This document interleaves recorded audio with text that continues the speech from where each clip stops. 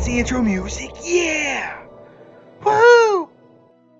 Hey everybody, welcome back to the channel. Today talking about Fleet Commanders here, January 2023. Just got introduced, and one of the biggest questions that I've been having to answer is, well, which one should I go for? What's best for me, and how does the process work? So I'm going to try to cover that here in this video. Now, FYI, I am doing this and editing this really quickly after doing a 2-hour live stream with everybody on YouTube. So apologies if it's a little rough around the edges. Doesn't have as many graphics and helps that maybe you're used to, but I hope that the information I give will be useful. If you need more things, always hit up my Discord. I have a lot that gets posted in there, including some of the stuff that you'll see here in today's video. Now, you'll see behind me that I have chosen Admiral Kirk. Before anybody asks, Rev, how did you come to that decision? Twitch actually decided that for me. We ran a poll during our live stream. In general, though, I would say that Admiral Kirk is advantageous for the most part for lower and mid-level players, whereas you really enjoy Captain Spock for higher level players. Now, real quick, Locutus is coming out this month and has not come out at the time of this video. This video will try to cover the basics of how Fleet Commanders work, but for now, we're only going to focus on those two. More Fleet Commanders will roll out in the future. Let's talk about the craziness of the currencies, the crazy currencies, because there are a lot of them. Whether that's good or bad, you can decide for yourself, but there are a lot of currencies. Now, to unlock Fleet Commanders in month 1 here, there is a mission that you will be able to do. Completing the mission gives you 2 things. Completing the mission will give you the materials needed to build the center here, which starts at level 15. So to build the command center, you have got to complete the mission. Doing so will then let you build the center, which will also, as you go through the mission, will go ahead and let you finish and get a Fleet Commander. So you'll start off one. One thing I did like about this month is completely free to play, 100% free to play. Everybody's getting a Fleet Commander level 15 plus. All you gotta do is get the mission done. Now, for those of you who got it here recently or who are watching this the month that came out, you'll get that in your claims chest if you haven't already. Complete the mission path, you'll build the building, get the Fleet Commanders, and then sourcing, of course, because it's a mission, will be holodeck related later on. So that's the basics of how it works. Real quick, what I want to do is we're going to bring up the actual write-up that Scopely provided for Fleet Commanders and read through a little bit and kind of get an idea of how it works based on there. So be on the right side of your screen. Like I said, it's for level 15 plus. I'm not going to read this verbatim, but hit high points for everybody. We'll cover what the abilities are for various usage or various Fleet Commanders. For example, they list the Unimatrix training, which is an increase of damage against solo and group armadas. This is for Locutus. We can look at his abilities, but again, we're going to focus on Kirk Spock here for the most part. Getting Fleet Commanders is part of the missions, and there's a daily gift that we'll talk about here in a second for the refinery. It has its own refinery tab now. And then you have a skill tree for each commander with 3 different branches. There's some important notes to key here. So for example, each branch has a unique key. I will pull this up in the background and then we'll take a look at it as we read through here. So each branch has a unique key. You will receive 1 unique key via the command center when your commander is level 1 or ranks up to 1, 5, 9, 13, and 18. So 5 total keys. Keep that in mind. Some skills require a quantum key and are considered on duty and selectable. These type of skills only apply when the commander is in the building and active. There are also skills that have a little gold border that are active no matter what. And here on the screen, what I'll do is I'll take down their write-up and you'll look at where I'm at right now with my Admiral Kirk. So you'll notice that there's a gold one here called Cargo Security under Explorer. This is increasing protected cargo and it's permanent.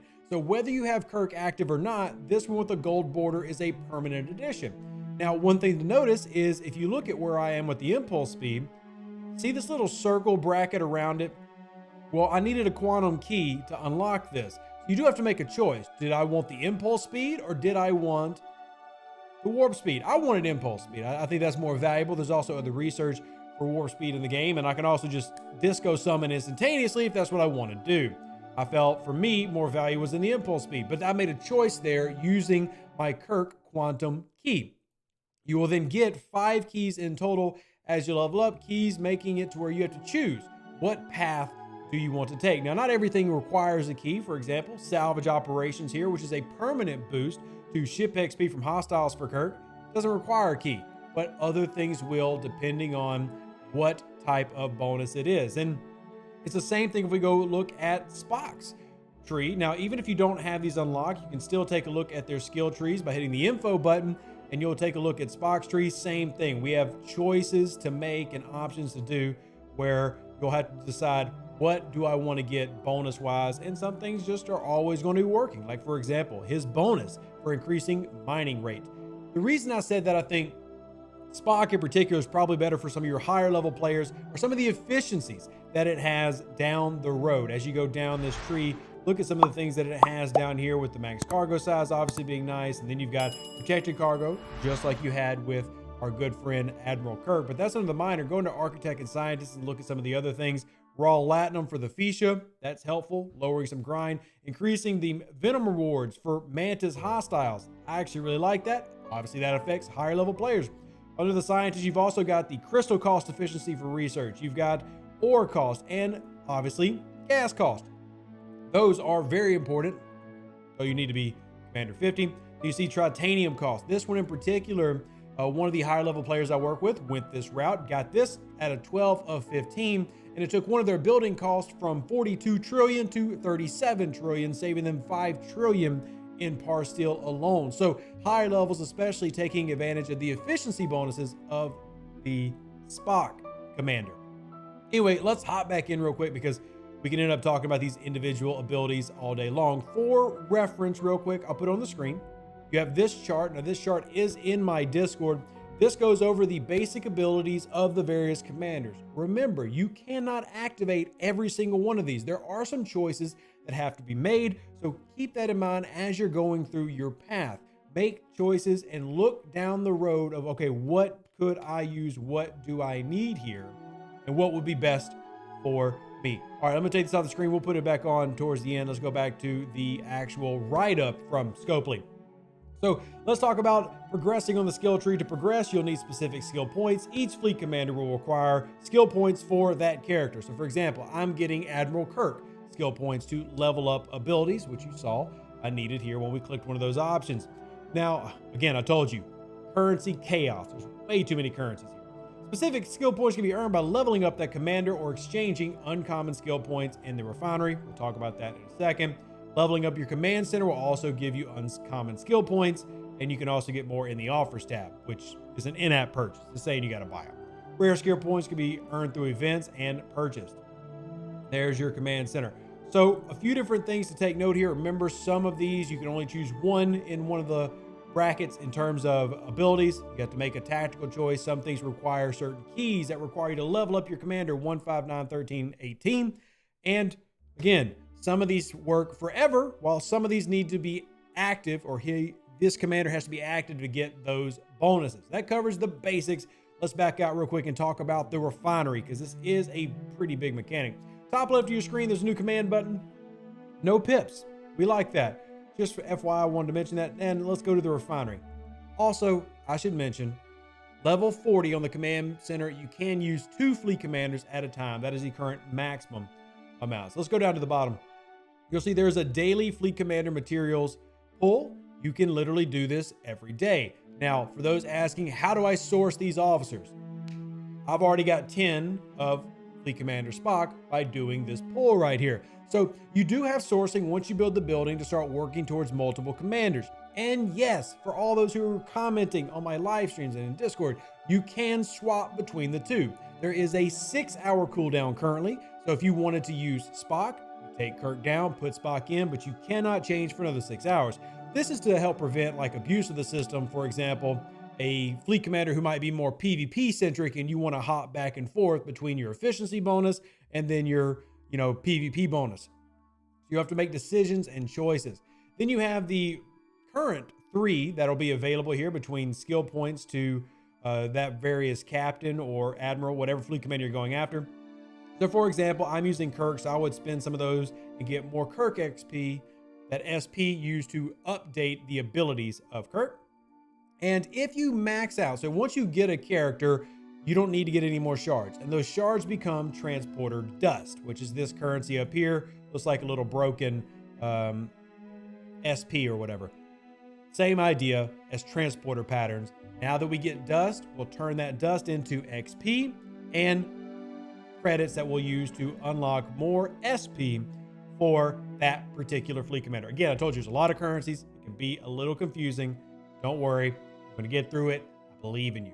Once again, to wrap up here, let's take a look at Kirk. You'll see 3 tabs on your right side. First one is telling you the skills and leveling up and how they're doing in terms of that particular category. So you see I'm 10% into Explore, but you can level it up here, right here. Remember, the level ups will give you a turn-in that you have to collect every level up, but also better long-term performance. And then the commander level itself that you want to level up, you'll need 220 of these uncommon commander credits saved up. I've got 170 of them. Leveling it up, well, remember, keys. So to get more abilities in our skill tree and to progress further down the road, we've got to level and skill up our fleet commanders. You can do this in multiple paths. So you can do it with Kirk, then you can choose to do it with our good friend Spock, whoever you end up getting if you got both.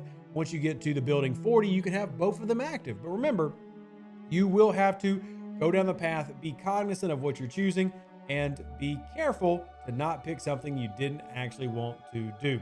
So I just went into defense just to give that a boost, and that is an on-duty boost, and I just wanted to do it to show y'all the various usage of spending some of my materials. And hey, why don't we get a little bit more of a speed boost here? We love our speed boost, and why don't we just go ahead and turn on our ship XP? This is useful for those who are always trying to grind, saying, hey, that auto grind is a pain, I need more. Well, there you go. Several options for us to click through, several things to upgrade. Now I've got a permanent boost there, but I still got to get to Commander Center 10 and Commander Rank 5 to upgrade anymore. But hopefully this answers some of your major questions. If you have more, I will be on Twitch live pretty soon. Also, just drop them into the comment section right here. Glad to help out in any way that I can. I told you I would put the graphic up here at the end. Here it is. Those curious, the total abilities or all the potential abilities between these two commanders. Personal recommendation, if you're anywhere from like level 1 to 40, probably want to go Kirk. Anywhere 45 plus, you're probably maybe leaning a little bit more towards Spock. But remember, Spock is really, really valuable. At the end, you still have a lot of value here with Kirk. Same. I like both of them. Personally, I like Kirk because he feels a little more PvE centric. Spock feels a little bit more research and mining centric, and then Locutus a little bit more PvP and Armada centric. But like, I really love this. The whole health boost, a permanent whole health boost, I really like from Admiral Kirk, but doesn't mean he's going to be the only one with that. So hopefully this video helped. As always, if you have more questions, comment section down below. Live long and prosper. Stay safe for the Space Cowboys. Deuces, that's me. Catch you on the next one. We outie. Whew, I got to go live in like 30 minutes. Wow. An even better outro than the intro. For the Empire and glory to your house.